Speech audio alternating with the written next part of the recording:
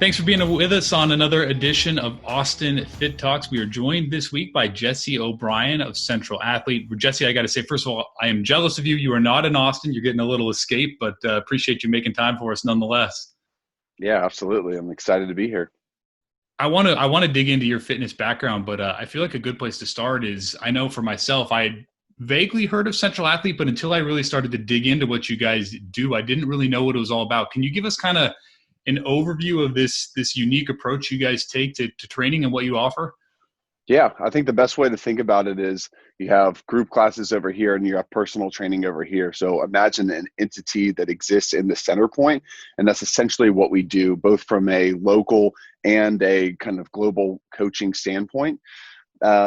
Here in town, essentially what we do is we'll meet with a client, get an understanding of what it is they want to accomplish, whether that's performance, strength. Sometimes they're trying to just, maybe they had an injury and they're trying to reintegrate back into fitness and movement. We want to understand about their lifestyle, their stressors, their nutrition, and kind of get this composite view of the entire individual. And based upon that and a movement assessment, a body composition assessment, a work capacity assessment, a lot of these degrees of testing that we put them through, we're able to gather a lot of really pertinent pieces of information and then design a comprehensive training program that not only is training, but also, what's your prescription for nutrition? What does your prescription look like for other sort of habits that are going to help you be more successful? My background was really in group fitness and then personal training. And I saw a lot of things that I loved about those models. I also saw some big challenges. For example, in the group class model, how are you talking about nutrition? How are you consulting with people to get an understanding of, some of the obstacles that they come across? Oftentimes people know what to eat, but they have a really hard time, say they're put into an environment where there's booze and delicious foods. How do they navigate that arena without going overboard and still honoring these types of their lives? So we help work with them on a little bit more of a consultative basis where we give them higher degrees of autonomy, yet they come into Central Athlete, there's a coach there, they open up True Coach, which is the medium in which we communicate to our clients. They know exactly how many reps, what exercise, how many sets, how much rest. They have a coach there who's going to help facilitate training. So it's a lot of those aspects of personal training. However, we're not necessarily holding their hand as much, but they're doing it in a group of other people. So very long-winded answer of kind of what we do. No, it's great. I think there's a lot to get into there. This isn't like a knock on other gyms, but I think what's always, to me, seemed tough is whatever gym you go to, it's kind of like you have to fit into the program rather than the program fitting you. And it feels like you guys have kind of broken through that. Is that fair to say?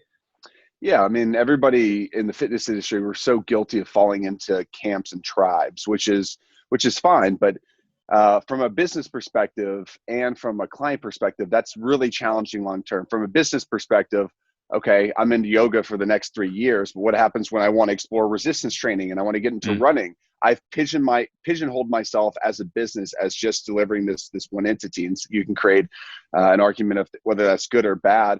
But I believe that fitness is ever changing. It's always evolving, right? For me in particular, I played sports in my youth. I've gotten more into resistance training, gymnastics, and just generally trying to move and feel good, as I have my first son here. So it's kind of mercurial in nature. It ebbs and flows. And so I think having a little bit more of a, hey, talking to the client, what types of movements resonate with you? What do you find yourself most engaged with? If we find ways to make movement more interesting, more likely to stick with it, be consistent, comply with the exercise prescription. So yeah, I definitely agree with that. I think there's a lot of benefits, all around. However, it can be kind of challenging, to kind of wrap your head around, how does that actually work when you start to think about the deliverables and some of the specific procedural things. But it's a beautiful thing once it all comes together. Did you mention gymnastics? I've got to say, I was looking at your Instagram. You had a video of yourself doing a handstand, and then I'm going to say it wrong, I'm sure, but it's almost like you're doing a push-up in the handstand position, which was ridiculous. That's got to take a lot of work to do that. Yeah, it's always been for me. It's been, how can we keep making fitness engaging for long periods of time? And so chasing certain uh, skills has always been interesting to me. For example, like with weightlifting, it's great, like, but once you squat 200 pounds and you want to squat 250 and then 300 and then 400, and it's never ending. And to me, Sure. that became kind of meaningless after a point in time. I'm strong enough. Why get any stronger?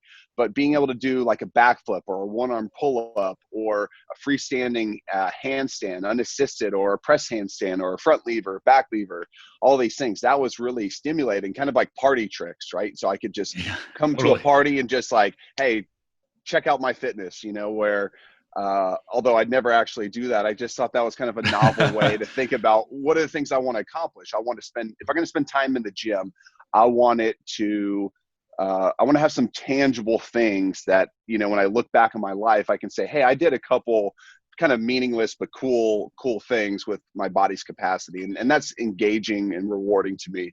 And it's been something that's helped keep me stimulated for long periods of time. No, it was cool for sure. Since we don't have a better example, let's use me. I'm a runner, but when it comes to strength, I would say I'm probably relatively weak. So if I show up to Central Athlete and I say, hey, I can run a lot, but that's kind of the extent of my fitness regimen. What's the process? How do I get involved, and where do we kind of go from there? Yeah, I think the biggest thing is trying to understand, what you want to accomplish, and honestly, like digging a little bit more into why do you even exercise? I mean, it's a lot easier to sit on the couch and preserve energy and just eat indulgent foods and connect with people. Like, why would you want to spend the money, spend the time? It's hard work. Like, why go to all that effort? I want to have a really clear understanding of why you do that, because I think there's a lot of salient points that emanate from that understanding of why we're doing certain things. And sometimes, I mean, honestly, for about 10 years, I probably didn't have much of an idea of why I actually worked out. I just kind of knew it maybe felt good. I liked the way I felt, but I didn't have this clear kind of understanding as to why I did these sorts of things. So kind of crystallizing that. And I think from there, we can start to determine, what specific things make sense to spend our time on. Say you're spending, 20 hours per week on running right now. But you've just been doing that for the last 10 years because it's been what Hmm. maybe we can kind of evolve your own definition of fitness and what it means to you by understanding really why you're doing some of these things. No, that's really cool. And then, I mean, I love what you're saying about working the nutrition piece into that, because when you just go buy a gym membership, that doesn't feel like something that just comes with your membership. Yeah, exactly. I also think, same ways we're going to individualize training, I think nourishment needs to be individualized. This, I mean, I like to understand, like, even what happened with people before, they were born. I know that might even seem a little bit wonky, and kind of how they were born, but, what we're starting to understand, as there's more and more research done about the gut microbiome and people's immune health, is if people were, let's just say, I'd say the highest order birth process would be somebody who is naturally birthed, was breastfed for at least a year, and then you have somebody who is more of a typical birth where it might be C-section and they're formula fed, a portion of the time. Both practically in my practical experience, and there's good research that connects with this. We start to see people who have more of these modern day births have more propensity to have food intolerances. So, like, starting to understand these all these different things about people. I definitely believe that nourishment needs to be individualized as well. People have different palates. There's a lot of vegetarians in the community. I need to attune to that, not be dogmatic in my prescription, say meat and veggies is the way to go. I need to have a clear understanding of, like, what your life looked like, what has kind of curated your palate. What are you looking for? Are you trying to just perform better for running? Or maybe you've had an overuse injury for 2.5 years. I believe food can be our worst enemy, or it can be our friend and help kind of heal things. And so understanding the direction, kind of this whole chronology of what your life and nutrition and all these things that integrate with immune health and all these things, I think help the coach have a better understanding of, how we can kind of curate a more individual kind of nourishment prescription. And then the other side of it is also like, food is fun and enjoyable and social, and like, live your life. So let's not get dogmatic and try to like get this orthorexic kind of mentality around it. Unless you're like, trying to qualify for the Kona Ironman or something like that. Like when there's points on the board, maybe we do need to get a little neurotic for a good reason. But for the most people, most of the time, eat good nourishing food for great mental acuity and energy. And then for the rest of the time, go enjoy life. We don't need to be 4% body fat to, be healthy. I don't even know if that is healthy. Right. Yeah. I wouldn't know. That's for sure. That's fascinating, though. I mean, maybe it's not a direct line, but when you actually dig into people's past, excuse me, do you see like a path that correlates to their performance and the results they actually get when they start to come into the gym? Oh, for sure. One of the things I've been recently seeing is um, a lot of things around coordination, and I don't even have to, I can make assumptions at this point, and I already know what their chronology is. And I start to watch somebody move. Let's say like we have some sort of complex skill, like some sort of ring routine that we're trying to teach them, or maybe it's like Olympic lifting and they're trying to do that for the first time.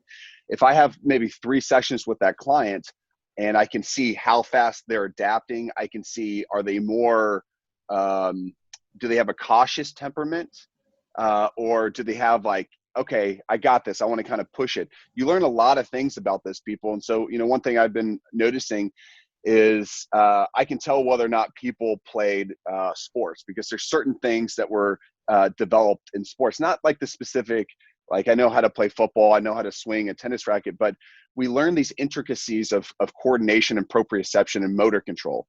And if somebody hasn't spent, 5, 10, 15 years playing sports, I can start to see that when they're 20, 30, 40 years old, right? Versus the person, say that you have the exact same individual and then they do have, the 10, 15 years of sports experience, they pick up coordinated activities a lot quicker because they have gone through all this learning and figuring out. And so they're more efficient with the neurological mechanisms. Plus there's, their neurology was a lot more plastic when they were younger. So I think that you're just going to see a faster trajectory in general for those people, since you kind of hardwired, their coordination trajectory from a younger age. And again, there's literature to back that up, but it's intuitive. If you play sports, you're going to be more apt to pick up technical things later on in life. It intuitively kind of makes sense. Yeah, no, for sure. That's really interesting. So I come to Central Athlete, I meet with the coach, you evaluate me, we start to build my program. And then from there, do you kind of turn the client loose and they've got a program designed by their coach, but then it's up to them to do what they need to do and to come into the gym and work out? Yeah, essentially. So we wanted to keep 2 aspects very, kind of front and center for the client experience. One of those things was, one of the biggest determinants of why people choose a gym is going to be convenience. One of those big things being location, but also timing comes into that. People in Austin have kids, they have jobs, we have coronavirus, we have all these things that come up. And so I used to own a gym in West Austin, and say, for example, we had an 8:30 class, but carpool, drop off was at 8:25, and they couldn't be to the gym till 8:40 to 8:45. Right. I put them in, just as, we put people in different boxes of yoga or CrossFit or Soul Cycle, whatever it may be. We're also putting them in these little time boxes as well, where it can work for the majority, but also you're kind of missing out on people. So I wanted to think about, how can we keep this as inclusive as possible? So we're open from 5 a.m. to 10 p.m.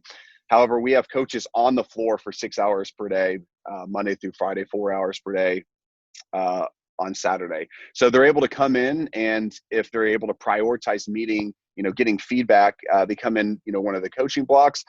And, to be more specific of your question, we still consult with them on a monthly basis. So we sit down, we check in. How do you feel like you're doing relative to expectations? Let's take a look at, what your nutrition has actually been like.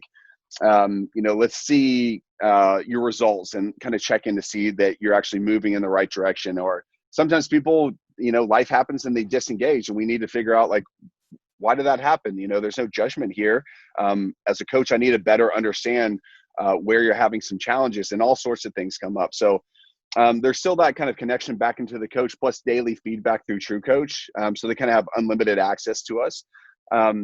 So higher degree of autonomy once we kind of have the assessment process and all that. Yeah. That's so smart though, because speaking from personal experience, I did a group fitness class with my wife and we had kids, and all of a sudden, exactly what you said, school drop off was at the exact same time that we used to do the group fitness class. And so we quit, not because we didn't like it, because it just didn't fit, our schedule anymore. So I can see why that would be of huge value. Is it hard for people? Some people need that group to motivate them. Is it hard for people, if they are a little more autonomous, to use your word, to still get the motivation they need from working out, with other people? Yeah. That was like the biggest concern with our model, and something that everybody has kept echoing, because this is where, CrossFit and group classes have just gained so much momentum. I started doing this professionally in 2009, and maybe about like 2012, 14, I saw, or in Austin, what I felt like we were at the kind of the peak of this group class experience. And there definitely is this camaraderie that you will experience with like shared suffering. Like, we're doing the same workout. I know exactly how you're feeling, and it just unites us. And that's motivating. And it's the same people here and there. But I think there's an evolution to that. I do believe that, if you're over there and say you're over there on, the true form, and you're running 400-meter intervals, and you're on your 12th one out of 14 sets, and I can see like you are working your butt off just to like maintain this pace every single time. And I might be over there, I don't know, doing some like walking lunges or something like that. I might be more apt to pick up 5 pounds heavier because I see what you're doing. So there's an energetic thing that I think that's an evolution from the group class model. Like, we may not necessarily be sharing the same workout. However, each of us shares this value of working towards something that's very important with us. And so there is kind of that communal nature of, we're all united by that aspect. And there definitely is this energy that is shared. Now, it's taken time to cultivate that and to build that. And so this is, I would just call it different than, kind of the group class. And I don't think anything necessarily will completely replace that shared suffering. I think this is it encapsulates the same thing in a slightly different manner. That kind of makes sense. So if people have motivation issues, I can walk them through, like, here's a multi-stage model for behavioral change. Let's figure out where you're kind of getting lost in this. I do feel like we are not progressing from a behavioral perspective is if we need other people to work out around us. Like, the goal is to move for long periods of time in multiple different ways. And so, as a, 34-year-old male, I have a 34-year-old gut, a 34-year-old brain, a 34-year-old nervous system. I'm still in a place in my life where I'm like, I can kind of push it and I can kind of, do some tough things. But, when I'm 70, 80 years old, that's probably walking. I might be doing some air squats and sit-ups here and there. The point being is that fitness needs to evolve. And if I need constantly for the rest of my trajectory, need somebody else to motivate me, I can see that as just being maybe the stage at where I am right now, but I need to transcend that. And so I think Central Athlete offers this vehicle to transcend the current state of where somebody is from a motivational perspective, because that's not fixed. We can't, if we have this mentality that we can only be motivated by other people, I think that's just a limited perspective, and we can challenge that and we can grow outside of that. And so I think we offer the coaching and the ability and the community to kind of move past that and to set somebody up where the goal is, if you work with me or one of my coaches for, a couple of years, I don't want you to have to work with us for the rest of your life. I want you to have enough of a movement and fitness IQ that you can start to put the pieces together in a way that resonates for yourself. And you can do it for the rest of your life and stay lean, stay mentally acute, have great energy management. And I think for me, those are kind of, the big aspects of fitness that I'm chasing at this stage. I'm interested in your story because I was reading a little bit, and you said you were an athlete, and I know you had a background in CrossFit, and then you said you kind of reached that point where you weren't improving. How did that sort of lead you to where you are today in just your own personal journey? Yeah. Yeah. I mean, I thought, CrossFit was one of the most kind of novel, interesting, exciting. They kind of like almost gamified the whole way of working out. And it was so interesting. But I mean, as we know, I mean, I think public perception of CrossFit is of course shifted into maybe a slightly more negative, and Mm. people now are like, I'm at a group text with a bunch of my buddies and somebody's talking about CrossFit and they're like, don't do that unless you want to get, injured and stuff like that. Right. For me, it was, that was never the issue. It was lack of progress. And of course you're going to see different programming and different ways of doing things across, 10 to 15,000 different affiliates. But what I experienced is that doing a varied or random workout every single time I came in, not only for myself, but also for a lot of our clients, about 6 to 18 months in of a consistent training schedule, these people would start to plateau. And that was super unfulfilling to me. I got into fitness because I wanted to help people improve and move forward with their fitness capabilities.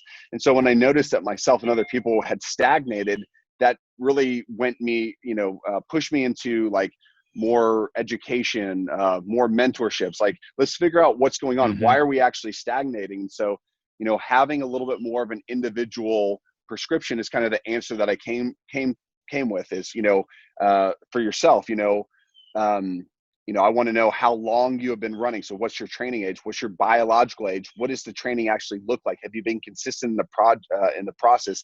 Any overuse injuries? That can start to paint this picture of are we more of a beginner or more of an advanced athlete? What types of training progressions should we use? With CrossFit, maybe, what we were doing for a lot of the kind of general population clients worked well for a lot of them. But then you had people who were some people getting injured, some people who weren't progressing, but it was an amazing program for, this kind of minority over here. So I think that's where, really what I found was just high degrees of individualization really attunes to that. And for myself personally, I was able to do some things that I never thought would be capable, being able to do like a one-arm pull-up. I saw Ido Portal doing that back, a decade ago. And I was like, that's the craziest thing I've ever seen. And, with consistent work ethic and an intelligent programming approach, I was able to achieve that. And it was really rewarding in the process. So, that's kind of what I found. Of course, I'm biased towards my own experience and believe that's, individualization carries a lot of weight, but I also recognize that it's not for everybody. And in certain stages, some people do need a community of people to kind of work out. And, like what you're saying, like a shared workout can be just such a compelling thing. I think we kind of offer something maybe at this next stage for people, but really in all stages, depending on who the individual is. That's great. I mean, I think so often our best ideas come from our own experience. I mean, you found a problem, so to speak, in your own training, and you were able to develop a program that fixed that. That's awesome. One of the things we always like to ask everybody before we let you go is give me kind of your go-to workout. If it's you're on vacation like you are now, you're getting up, you got a half hour, an hour, or whatever to bang something out. What do you do? Man, I try to just get something head to toe, so how can I break down as much muscle tissue as possible, but also kind of get a breathing element in. So we're here in northern Michigan, so we'll see if this will kind of work. We have I don't know if we can kind of see, but there's a pair of rings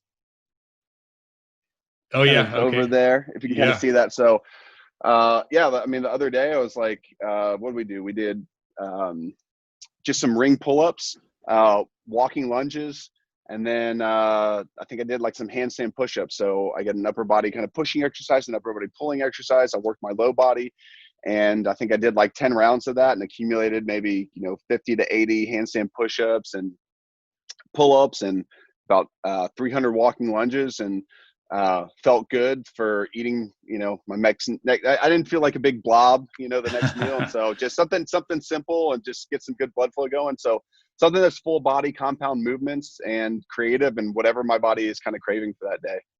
That's great. Well, Jesse, this has been awesome, man. I appreciate you making the time for us. Really interesting. I know you guys have got a good spot in East Austin. Tell people how they can find you. Yeah, go to centralathlete.com, check out our Instagram, or feel free to shoot me an email, Jesse, Jesse, @centralathlete.com. And Ricky, I appreciate your time today. Thanks for the talk. Yeah, no, absolutely. If you missed any of our Austin Fit Talks, you can check them out at austinfitmagazine.com.